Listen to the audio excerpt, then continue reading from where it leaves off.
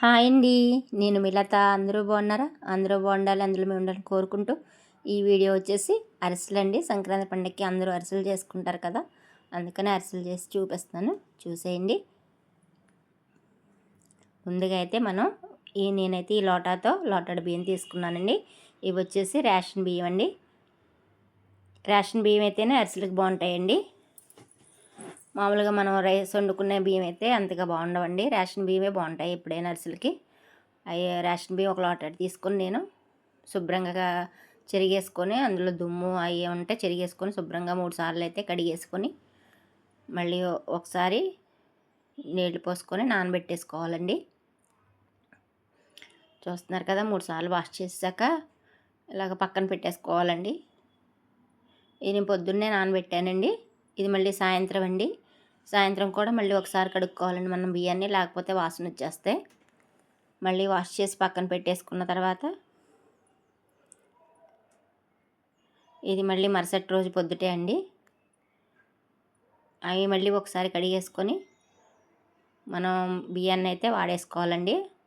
ఆరబెట్టుకోవడం అలాంటివి ఏం అక్కర్లేదండి. ఒక గంట ముందుగా అందులో గిన్నెలో వాడేసేసుకుంటే సరిపోద్దండి. బియ్యం కడిగేసి ఆ బుట్టలో వేసేసి పక్కన పెట్టేసుకుంటే మనకు ఒక గంట తర్వాత అయితే కొంచెం పొడి పొడిగా ఉంటాయండి. మరీ తడి ఆరిపోక్కర్లేదు బియ్యం అయితే. నేనైతే ఇంకా ఈ మిక్సీలో వేసుకొని పిండి అయితే ఆడేసుకొని జల్లించుకుంటున్నాను. చూడండి, జల్లించిన ప్రతిసారి కూడా మనం చేతితో పిండి అయితే ఇలా ఒత్తుకోవాలండి. పిండి ఆరిపోకూడదండి. పిండి ఎప్పుడైనా మనకి అరిసెలకైతే తడిగా ఉంటేనే బాగుంటుంది. అలాగే నేను లోటాడు బియ్యం తీసుకున్నాను కదండి. ఇవన్నీ ఇంత బెల్లం తీసుకుంటున్నాను నేను. లోటాడు బియ్యానికి సగం లోటా వరకు బెల్లం వేసుకోవాలండి.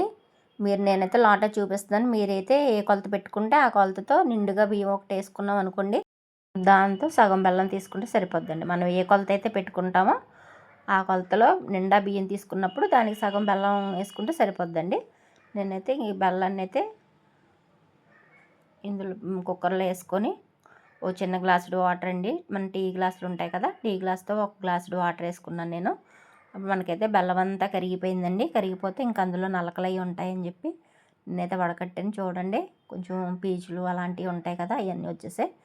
మళ్ళీ స్టవ్ అంటించుకొని ఆ గిన్నె శుభ్రంగా కడిగేసుకొని ఇలా పాకాన్ని అయితే అందులో గిన్నెలో పోసేసుకున్నానండి. నేనైతే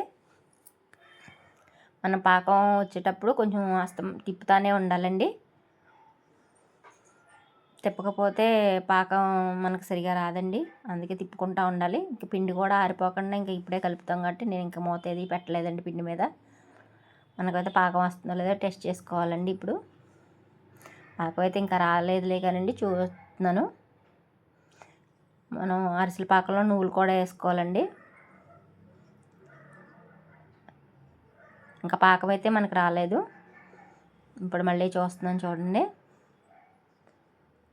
ఇలా చూస్తున్నప్పుడు మన చేతికి ఉండలా రావాలండి. ఇది కొద్దిగా ఉండ అయిందంతే. ఇంకొంచెం సేపు ఉంచి మళ్ళీ చూపిస్తాను. ఇప్పుడైతే ఇంకా ఇందులో నేనైతే పాకంలో నువ్వులు అయితే వేసేసుకుంటున్నానండి. నువ్వులు వేసుకొని బాగా తిప్పాలండి ఈ టైంలోనే పాకాన్ని. మళ్ళీ ఒకసారి చెక్ చేసుకుందాం మనం పాకం వచ్చిందో లేదో.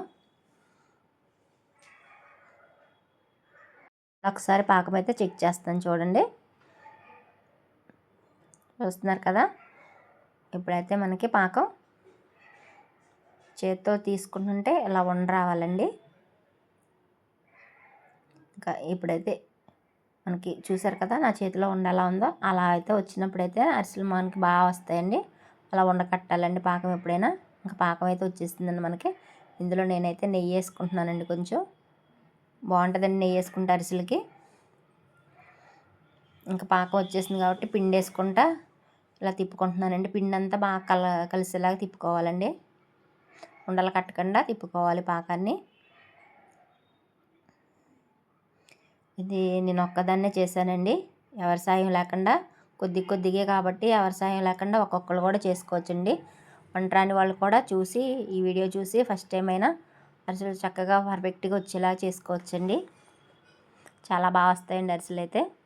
ఇప్పుడు మనం పాకం అంతా కలిపేశాక చలివిడి కొంచెం ఆరిపోకుండా చలివిడి మీద కొద్దిగా మూత, పిండి ఆరిపోకుండా చలివిడిని కొద్దిగా వేరే పళ్ళలోకి తీసుకున్నానండి. వేరే ప్లేట్లోకి తీసుకొని ఇగోండి నువ్వులు, ఈ నువ్వుల్లో అయితే కొన్ని పాలు వేసుకొని కలిపేసుకొని పక్కన పెట్టుకున్నానండి.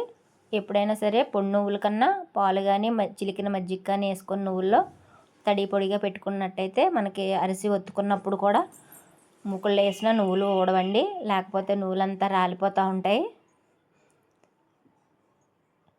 ఇలా పాలల్లో కానీ మజ్జిగలో కానీ కొంచెం లైట్గా వేసుకొని కలిపేసుకుని తడి పొడిగా ఉండి మనం అది తీసుకుని ఉండనే ఇలా ఒత్తుకోవాలండి. ఇదిగోండి అరిసి ఒక కవర్ తీసుకొని నేను దానికి కొంచెం ఆయిల్ రాసుకొని అరిసిని అయితే ముద్ద తీసుకొని ఎలాగైతే ఒత్తుకున్నానండి.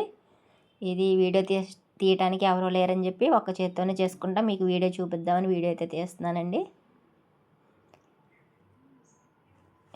మనం అరిసె నూనెలో వేసినప్పుడు చూడండి పైకి వస్తుంది. హైలో పెట్టి అయితే వేసుకోకూడదండి అరిసెలు. ఎప్పుడైనా స్టవ్ మీడియంలో ఉంచి వేసుకోవాలండి, అప్పుడైతే అరిసెలు మనకు బాగా వస్తాయి.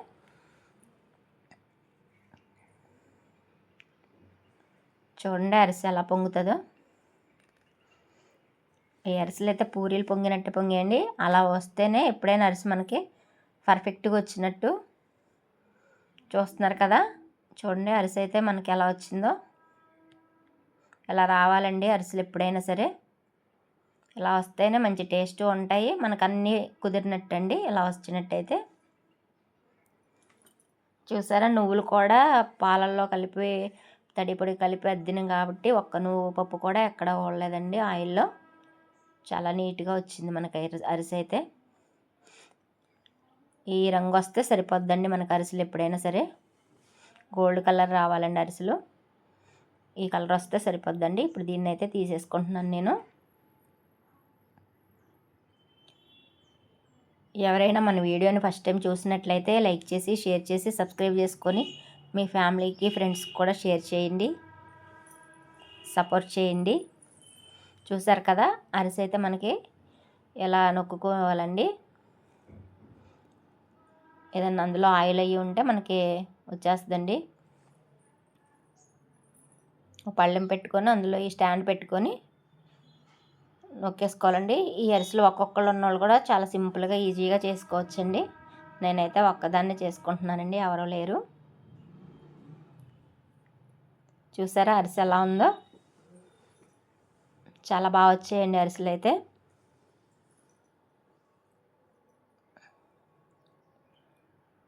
మళ్ళీ ఇంకొక అరిసె తీసుకొని మళ్ళీ చేత్తో ఒత్తుకొని మళ్ళీ ఆయిల్ వేసానని చూడండి. ఈ అరిసె కూడా మనకి ఆయిల్ ఎలా పొంగుతుందో. పూరీలు పొంగినట్టే పొంగుతున్నాయండి అరిసెలు అయితే. టేస్ట్ కూడా చాలా బాగున్నాయండి.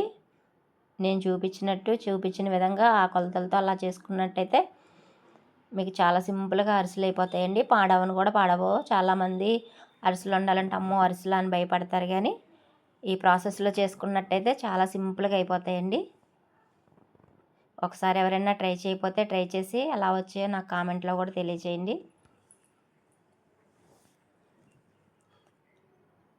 ఇది కూడా తీసుకొని సేమ్ ఇందాకలాగే దాని మీద పెట్టి ఆయిల్ అంతా నొక్కేసుకోవాలండి.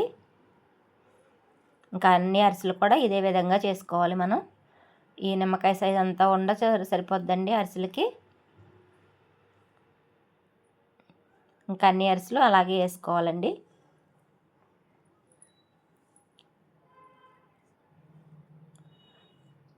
సాయం కూడా ఎవరు అవసరం లేదండి. మనమే అక్కడ నొక్కుంటూ ఒకటి అందులో నూనెలో వేసుకొని మళ్ళీ ఒకటి చేసుకునే లోపు ఇది మనకు కాలుతుందండి అరిసి.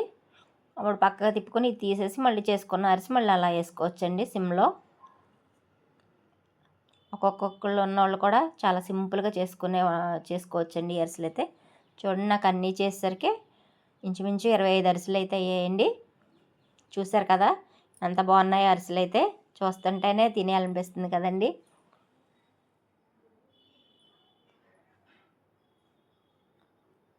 చూడండి అరిసెలు ఎలా మెత్తగా వచ్చాయో మీకు చూపిస్తాను. ఇరిసి కూడా పిండి అది లేకుండా అరిసె చాలా మెత్తగా, పైన క్రిస్పీగా, లోపలేమో మెత్తగా ఉందండి అరిసె అయితే.